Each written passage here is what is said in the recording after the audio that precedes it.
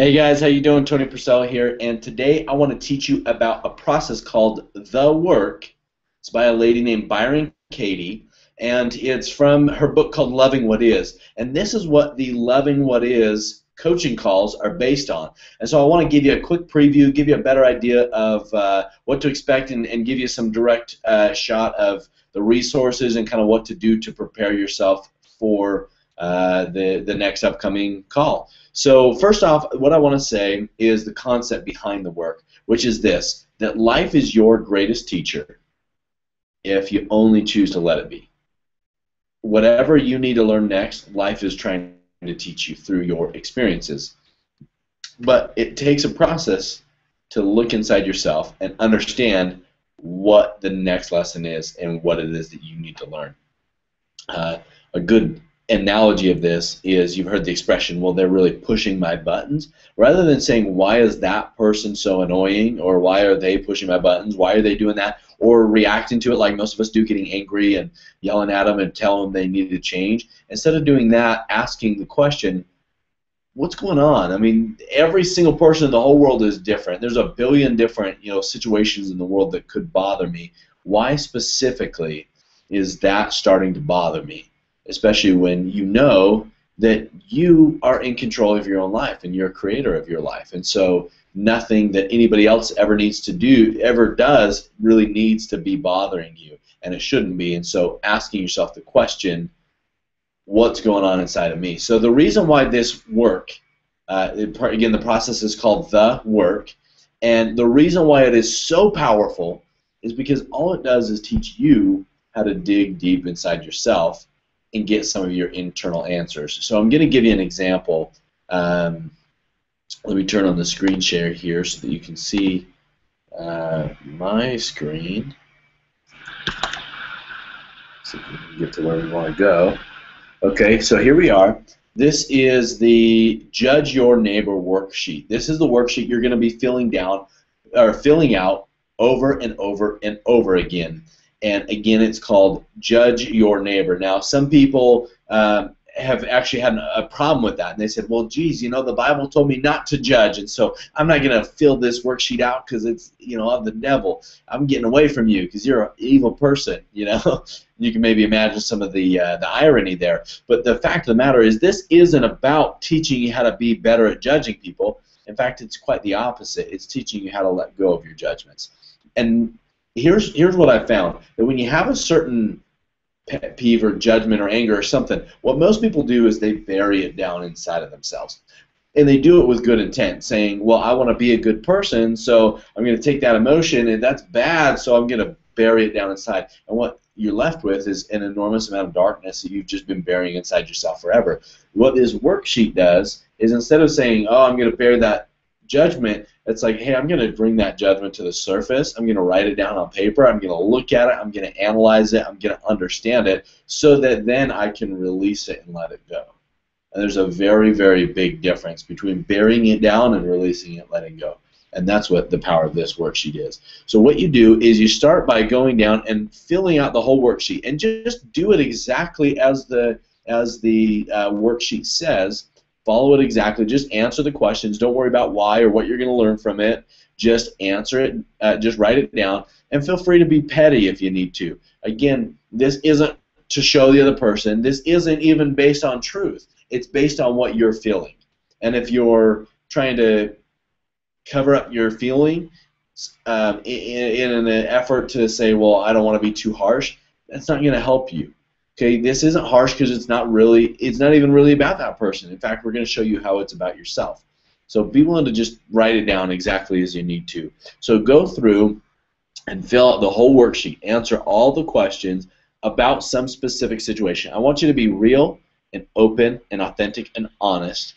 And I want you to use an experience that you're currently dealing with, something that's currently frustrating you. Even if it seems petty, or maybe if it seems pretty intense to you, whatever it is currently in your life that you're struggling with, I want you to write it down here.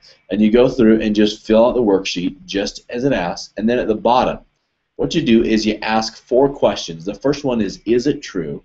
And the concept of that is just you're questioning your own thoughts. Most people don't. They take their own thoughts as absolute face value. Well, a lot of times you're believing lies and you never question them. Here's a good example. Someone will say, "My wife always yells at me." That's one that, back when our marriage was really struggling. When I learned this process the first time, that was one of the first things I did. And so I asked the question, is it true? Now I'm thinking and that's what's really frustrating me, is that idea that my wife is always yelling at me. But when I ask the question, is it true, and then the follow-up question is, can I absolutely know that it's true, then I really look at it and say, is it absolutely true that my wife is always yelling at me? And I look at the definition of the word always, and geez, no, it's not true. And I say, well, yeah, she's still yelling at me, but the fact of the matter is what was frustrating me was not that she was yelling at me. It was my mind saying she's always yelling at me. And it was that thought that was frustrating to me. Because if I was actually honest with myself, if I looked at always, always would be nonstop all day, every day. But when I looked at reality, it was, maybe we'd get into a fight and she'd yell, let's say maybe twice a week for a minute each time. And I kept calling that always, but when I really look at it, that's like 0.0001% of the time. And you may say, well, that's just semantics, that's what I mean. It's just wording, being picky on wording. But that wording makes a big difference. When I think the thought, my wife is always yelling at me, it makes me angry. And when I think the thought, 0.0001% of the time, my wife yells at me, geez, that's not really nearly as angry. It didn't frustrate me. I'm not talking about today, but I'm talking about back then. So the third question is, how do you react when you believe that thought? Well, when I'm thinking the thought, she always yells at me, I get really frustrated. And I started, I would start to get depressed. And I would get down. And I would tell myself this story. Nobody's ever yelled at me like that before. How, poor old me. And I would get down and I would play the victim and I would just get upset, but I would also get really angry. I would get really angry, and I would start, fighting back and yelling back at her, and then I would get more upset because, it was her fault that I was losing my temper. So I thought, until I did this process. So I realized that thinking that thought made me really angry, and if I let go of the thought completely, if I let go of the thought, my wife always yells at me, because something interesting happened one day. When I told her, I was like, man, I'm so frustrated because you yell at me. And she's like, I know that sometimes I yell, but the reason why I married you is because you're the one person who loved me anyways. And now you're showing me that you don't love me. And that hit me hard, And so as I thought about that, I was like, geez, who would I be without that thought? Well, there were times, the first time she got angry and yelled, I didn't think, she always yells at me, and I didn't get irate. Instead, I thought, man, I wonder what's going on. She seems really upset. I want to help. I want to understand the situation better. And so I had an example. I could see without the thought, she always yells at me, I was more sympathetic. I was more loving. I wasn't reactive at all. Instead, I could take the other side and be active, and I could say, and I could work to solve the problem. And then, another turnaround. So those are the 4 questions. And for each one of these 6 answers, I asked all 4 of those questions. And it's just getting me to question the thought and show me that oftentimes the thought causes more problems than the actual situations. And problems, I mean, emotional distress. The thought causes more emotional distress than the actual problems. And so then I moved to this section, which is the turnaround. And again, this is so tiny, and it looks like it's just meaningless because it's just this little, almost like a footnote of a worksheet. But this is an extremely life-changing and powerful process. So I go to this part, which is the turnaround, and I first do to the self, which is, in that situation, I was saying my wife always yells at me. I would turn it to the self, and I would say, I yell at myself. And as I digested that and thought about it, it was true. I really did yell at myself. And so, what I did was, because I would bottle it up, my wife would yell at me and I wouldn't yell, I would just keep it quiet. And then as soon as I was alone, like say driving in the car, I would actually verbally yell, and I'd pretend like and I'm like, ah, and it was like I'd yell back, and it was like at my wife. But what was interesting, I wasn't even yelling at her. I was yelling at myself. And then also, see, here's the key, is you think of a turnaround, you do the turnaround statement, and then find at least 3 specific, genuine examples of how each turnaround is true in this situation. So I said, so I couldn't just say I yell at myself. I had to find genuine examples. Well, when I was in the car alone, even though I was kind of yelling at her, I was really yelling at myself. And then another thing was that I realized that I had been yelling at myself a lot in my own head. I had been saying negative things about myself, a lot of negative self-talk, particularly in an angry way at myself. How could you be so dumb? You're such a loser. Look at your life. And so I was yelling at myself. And because I was yelling at myself, I was having judgments on my wife. Okay, now to the other is, back at her. I yell at my wife. Was that true? Think of specific examples. Well, yeah, there was a lot of examples. In fact, I just shared one with you. I was yelling back at my wife. She would yell, and I was yelling back. And it wasn't only just I was yelling back. There was other times when I started the yelling, when she would do something, and I would get angry, and I would yell. But in my mind, I would always say, well, yeah, I'm justified in yelling. Just obviously the same as she always did, That's just kind of how things work, right? And so, let's see, I did not mean to do that. Okay, that's better. Okay, so then, so I found out these examples. I was actually yelling at her a lot. I was yelling at her when I was alone. I was yelling at her at times when I was with her. I was yelling at her in my head. I was yelling at her. And so because I had made a commitment in my life, I remember before I got married, said, I'm never going to be that guy who yells at my wife. And here I was all of a sudden yelling at my wife. So I was really angry at myself and judging myself. And so I took it out on her and was judging her.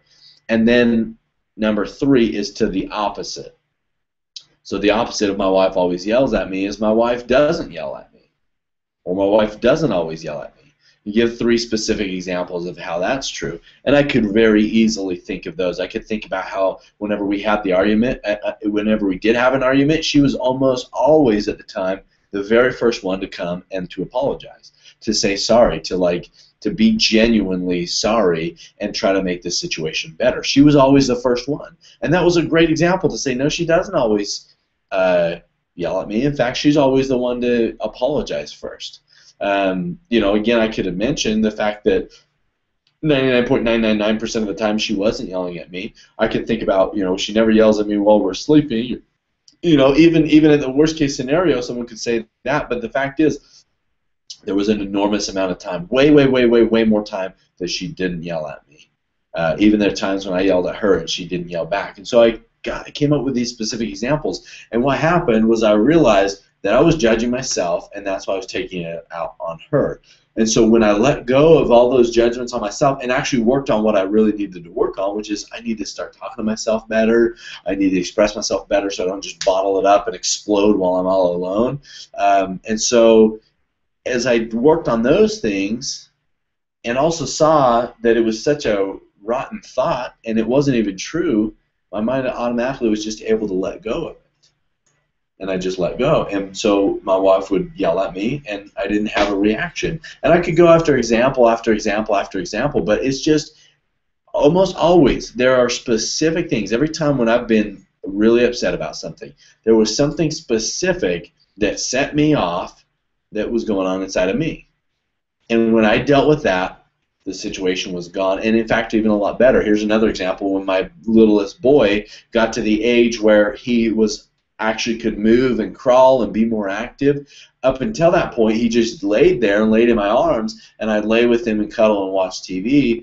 And all of a sudden, when he'd get real fidgety and moving a lot, I all of a sudden found myself getting angry. So I actually went and filled this out on my boy. Remember I told you the importance of, don't worry about it if it's petty, because I would have reserved doing this because I'd say, how could I judge a 1-year-old, or a 9-month-old? But the fact is that I just had to get out what it is that was frustrating me because I didn't know what it was. And when I got it all out, what I realized was that I was frustrated myself because I had always been overly fidgety, but I was also frustrated myself because I had gotten really lazy. I had gotten used to holding a child and sitting on TV. When my whole life, I never imagined myself, when I thought about having kids, I didn't say, man, you know what's going to be awesome is that day when I get to sit on the couch all day and watch TV with my boys. No, I imagined myself going out and playing at the park and playing toys and tickling and wrestling and doing all those like fun things. That's the kind of parent I wanted to be. But in just those, first 6 to 9 months of my boy's life, I got really used to laying on the couch and doing nothing, and so I had gotten lazy. I realized that I wasn't playing with my son. I wasn't being active in my own life, which is what led to me also. I couldn't sit still either. So I wasn't being active, but I couldn't sit still in my meditation. So I had a lot of these judgments. And so you know what I did? Because I saw that, I let go of the thought. Instantly, it stopped bothering me. I wasn't frustrated with my child anymore, and I was able to go out and I was able to play, and I was able to, have a good time and just have more fun in my life, be more active, get outside more, run more, exercise more. And then at the same time, I knew when my boy wanted to move, hey, he likes to move. Let's move with him. And that's my ultimate judgment, was I wasn't moving, and so he was just pointing out something inside of me. And so instead, I'd start moving with him, and I'd play with him, and I'd wrestle with him. And that right there, that one thing radically changed my relationship with my son. If I wouldn't have done the work then, I may have just continued to get more and more frustrated with him. And that's what people do. They bottle things up for years, and it just builds up. I may have continued to get frustrated and angry at my son for years to come, and instead, I turned it around right then. And instead of, today being really angry, getting really, I'd be willing to bet I would start to have complained to my wife by now, saying he has ADHD, we need to go get him on some medicine. I'm not saying that that's the case for every single person out there, because I just don't know. I only know my own life and my own kids, and I know that I probably would have looked at my boy that way and said something like, oh gosh, he has ADD, he can never sit still, and I would have gotten more lazy and more out of shape, and I would have gotten more angry and frustrated with him. And that's the relationship. But instead, because I saw what was inside of me, I was able to solve it. All the problems in the world, you guys, every single problem in the world starts with just small little things. Small little things that are inside our brain, that just start to work on us and get worse and worse and bottle up. If we can fix those, start with those small little things and just fix it right on the spot, it changes everything. So here's what I need you to do is download this right now, print it off. What I do is I just print it off, and instead of filling the actual worksheet out and writing right here on the page, I'll have my actual worksheet, and then I'll have a notebook, and I'll hold the worksheet right there, and I'll write down the answers. Number 1, write down the answer. Number 2, 3, 4, 5, 6, and actually write down the answers in my notebook. Then I can also even write down the answers to these questions as I'm going through them, to help me just dig in and investigate it a little bit deeper. And so it's a very, very powerful process, you guys, I can tell you. But here's what you do right now. Download it. Even if you don't get the whole concept, I just gave you a couple illustrations to help you understand that it's valuable and it works. Download it, fill it out all the way to the bottom. Start going through these, and if you get stuck, that's okay. Show up on the weekly Loving What Is coaching call, and I'll call people out. I'll say, raise your hand. You raise your hand, I call you out, and I say, what's the judgment? And you say, I'm frustrated with so-and-so because of such and such. If you feel like using a fake name for the so-and-so, then you can do that. If the so-and-so is a good friend and you told them about this call and they're on that week, and then you're mad at them, you can do that if you want to. But just know that it's a safe environment. I'm not going to be judging you, because I've done this enough times, the Judge Your Neighbor worksheet, that I don't have those kinds of judgments anymore. I still do this regularly, but I just judge people much less. And so I'm not going to judge you. I'm not going to have any opinions about you or the person you're talking about. And that's an important thing as well. If you say to me, well, my spouse is horrible, they're yelling at me, don't think that you're slandering your spouse. If you said that at a club, or you're talking to someone, some friends, and you say something like that, yeah, that'd be horrible. But in this situation, and you're saying, hey, my spouse is so horrible because of this and this and this, I know, because I know the context, I know that it's not even about your spouse, it's about you. So just don't be nervous about that kind of stuff. Be honest, be real, fill out the whole worksheet, show up on the call, and we'll go ahead and coach you through this stuff. So with that being said, print out the worksheet, fill it out. We'll see you guys on the call. Take care.